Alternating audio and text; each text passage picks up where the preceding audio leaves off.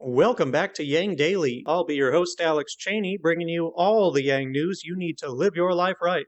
As noted on the Twitter page, there just really wasn't enough Sunday news to warrant its own episode, so we rolled it into today's. Certainly some big news to go over now. Shout out to our Tier 3 patrons, Peter Park and Shay Meehan, as well as all our other patrons. You keep this going for all of us. Starting off with more good vaccine news, Moderna released current results of their Phase 3 trial today, showing similar but even better efficacy than Pfizer's at 95%. Methodology is the same, and both are using RNA to generate the antibodies. Where Moderna's really outshines Pfizer's, however, is in storage. It can last up to 6 months in regular freezer temperatures, where Pfizer's vaccine only lasts about a month and requires special freezers that run much colder.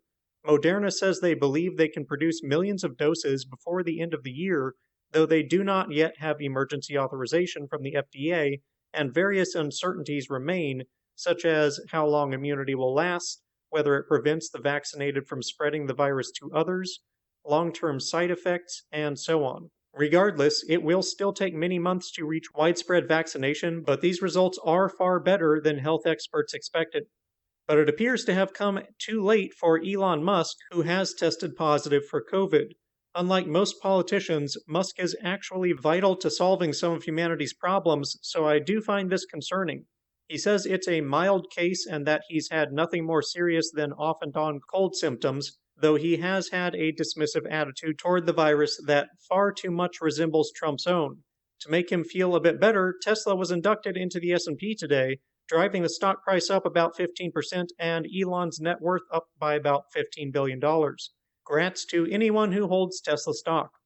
Data from the election shows that the main split between the parties, aside from race, is in college education, which is to say the vast majority of college-educated voters vote Democrat and less educated vote Republican. The divide has only grown wider during Trump's presidency. In correlate, Biden-voting counties represent 70% of GDP. This is leading to the perception or reality that the Democratic Party is focused on the concerns of the urban majority, leaving rural working-class voters behind. Meanwhile, the GOP is picking up those voters by stoking resentment over social issues and being left behind by a brutal economy that is especially ruthless to the less educated. And of course, the tried and true anti-taxes platform. This is directly connected to Yang's recent speeches and advice to the Democratic Party that they need to rethink messaging and policy to appeal to the working-class Americans feeling ignored or feeling that the DNC cares more about policing cultural issues than putting food on the table. And no, that does not mean ignoring racism or turning against other civil rights. What he's talking about is embracing things like the freedom dividend, universally beneficial policies that will help all economically disenfranchised Americans, and not just help them survive, but help rebuild an economy that works for them. If you haven't seen him speak about this on CNN, the clip is below. It got a ton of attention, both criticism from people on the far left, who think he's dog-whistling to racists, and praise from centrists, indies, and those on the right, who know there are other reasons people are turning away from the Democratic Party. It's also very closely related to another burgeoning debate over student debt relief. There is a lot of momentum on the left for canceling most or all college student debt. Yang himself had a policy to do just that, as he rightly diagnoses it as an anchor on economic development.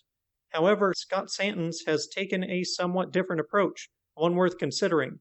Appealing to the aforementioned partisan education divide, Scott notes that student debt relief would likely become a partisan lightning rod. If Democrats essentially give a ton of money to college-goers, and the vast majority of those are Democrats, it's easy to see how the Republican Party would use that to pry the divide even wider, further entrenching partisan vitriol, which is ultimately harmful to the country as a whole. The problem is that student debt relief, unlike UBI, is something that can be done without Congress, meaning it might be one of the only options the Democrats have to make a difference in people's lives if they get shut out of the Senate. It's a tough decision, and one more reason to double down on those Georgia Senate races. Speaking of which, Republican candidate David Perdue is refusing to debate his opponent, Jon Ossoff. I guess he didn't like the way the first one went. Feel free to make some noise about it. Anthony Scaramucci went on Eric McElroy's show to talk about the election. Guess what else the mooch talked about?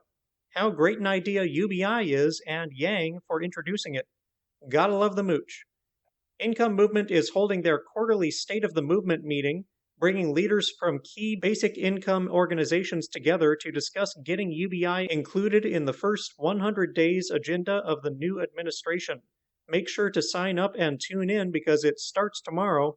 There will be 2 airings on November 17th and the 21st. ResistBot has a letter writing campaign and petition going for a Washington state UBI of $1,000 per adult, $500 per child during the pandemic as we head into renewed partial lockdowns. That sure would be immensely helpful for me keeping the podcast going. Check the link below to see a copy of the letter and for a link to send and sign. Or you can text the code also in the links. And finally, there's new merch. Humanity Forward has started selling science masks and hats. And Yang Speaks, to my surprise, has their own merch store where they are selling some very attractive baseball caps with Yang Speaks, the flag logo, and even Yang's signature. Also shirts, and believe it or not, socks. Christmas is just around the corner, gang. And that'll do it for today's Yang Daily. Bookmark and share the Partisan Divide article, the mooch on UBI clip, weigh in on the student debt debate, sign up for the quarterly UBI meeting, sign on to the Washington UBI petition, grab some merch. Don't forget to put in your half hour a day of phone banking or text banking to support the efforts in Georgia. If you need help, consult Humanity Forward, the Income Movement Aid Database, the Mission Asset Fund, or United Way. And don't forget to Yang Daily.